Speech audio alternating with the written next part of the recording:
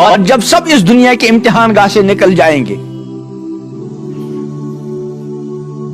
تو اس کے بعد اللہ تعالی رزلٹ کے لیے سب کو میدان محشر میں جمع کریں گے. ہاں جہاں ہم سب کا نتیجہ سامنے آئے گا ہماری زندگی کے فائلوں کی روشنی میں. جو خوش نصیب ہوں گے اللہ تعالی ہم کو بھی ان خوش نصیبوں میں شامل فرمائے جس کو قرآن نے فرمایا فَأَمَّا مَنْ أُوتِيَ كِتَابَهُ بِيَمِينِهِ، جس کا نام اعمال کتاب زندگی دائیں ہاتھ میں دے دی گئی. جہاں آپ کا رزلٹ آ گیا اور آپ کا نام آ گیا کہ آپ کو اچھی پوزیشن کے ساتھ کامیابی ملی تو فوراً آپ نے فون لگانے شروع کر دیے اور دوست احباب کو اپنی خوشی میں شامل کر کے اپنی خوشی کو بڑھانے کا سلسلہ شروع کیا. ایک وقتی کامیابی، وہ تو ابدی کامیابی کا اعلان ہے. جو ہی اپنا نام اعمال ہاتھ میں لے گا فَيَقُولُ هَاؤُمُ اقْرَءُوا كِتَابِيَهْ، ایک ایک کو دکھلاتا پھرے گا کہ لو بھائی دیکھو میری کتاب زندگی، دیکھو میرا رزلٹ. یہ کامیاب کیوں نکلا میں؟ انی ظننت انی ملاق حسابیہ، مجھے پورا یقین تھا یہ سارا کچھ میرے سامنے آنے والا ہے، اس لیے میں ہر قدم پھونک پھونک کر رکھتا تھا.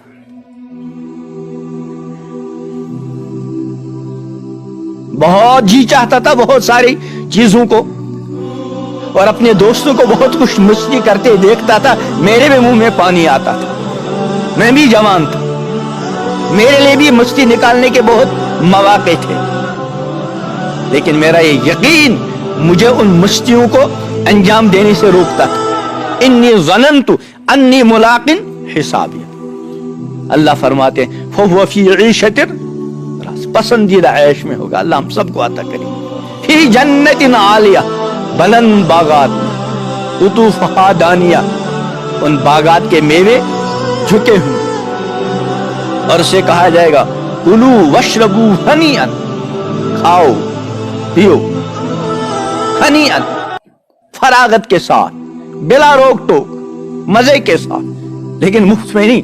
پھر بما اسلفتم فی الایام الخالیہ، یہ ہے بدلہ ان اعمال کا جو تم نے دنیا کے امتحان گاہ میں انجام ہے. اس کے برعکس جن لوگوں نے اس دنیا کو امتحان گاہ نہیں سمجھا، مستی کی جگہ ہر طرح کی مستیاں نکالتے رہے اور بالکل آزاد زندگی، جو چاہا کیا، کوئی پرواہ نہیں. وَأَمَّا مَنْ أُوتِيَ كِتَابَهُ بِشِمَالِهِ، جن کا نام اعمال بائیں ہاتھ میں دیا گیا، یہ اس بات کی علامت ہے کہ یہ ناکام ہے، نامراد ہے. کہ جو ہی نام اعمال بائیں ہاتھ میں ملا تو فوراً 3 تمنائیں کرے گا. فَيَقُولُ يَا لَيْتَنِي لَمْ أُوتَ كِتَابِيَهْ، پہلی تمنا، کاش کہ مجھ کو یہ میری فائل نہ دی جاتی. پہلی تمنا یہ قرآن نے کہا. وَلَمْ أَدْرِ مَا حِسَابِيَهْ، اور مجھے پتہ ہی نہ ہوتا کہ میرا حساب ہے کیا. اس کو میں اپنے الفاظ میں سمجھانے کے لیے تعبیر کرتا ہوں کہ کاش کہ مجھے اپنے رزلٹ کا پتہ ہی نہ ہوتا. وَلَمْ أَدْرِ مَا حِسَابِيَهْ. تیسری تمنا، یا لیتہا کانت القاضیہ، کاش وہ جو پہلی مرتبہ موت آئی تھی دنیا میں اسی نے سارا کام نمٹایا ہوتا، دوبارہ زندہ ہونا نہ ہوتا. یہ 3 تمنائیں کرے گا اور اس کے بعد 2 چیزوں پر اظہار افسوس کرے گا. کیا؟ ما اغنا عنی مالیہ، اس نے اپنی زندگی میں 2 ہی چیزیں حاصل کی تھی. حالانکہ ان 2 چیزوں کا حاصل کرنا منع نہیں، لیکن اس نے صرف وہی حاصل کی تھی، اس لیے اس کا انجام. اگر ان دو چیزوں کو وہ ضرورت سمجھ کر حاصل کرتا اور شریعت کی طرف سے متعین کردہ حدود کے اندر حاصل کرتا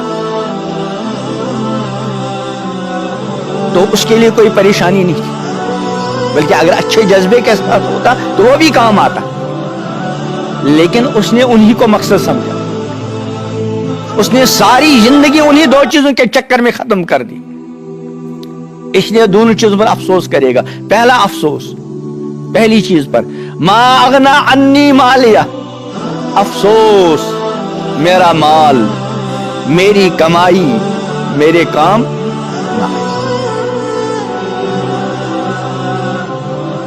پہلی چیز۔ اور دوسری، ہلاک عنی سلطانیہ، میں نے جو کچھ دنیا میں شہرت حاصل کی تھی، منصب حاصل کیا تھا، عہدہ حاصل کیا تھا، ڈگری حاصل کی تھی، اور اسی کے پیچھے اپنی ساری زندگی ختم کر دی، ہلاک عنی سلطانیہ، وہ بھی جاتی رہی۔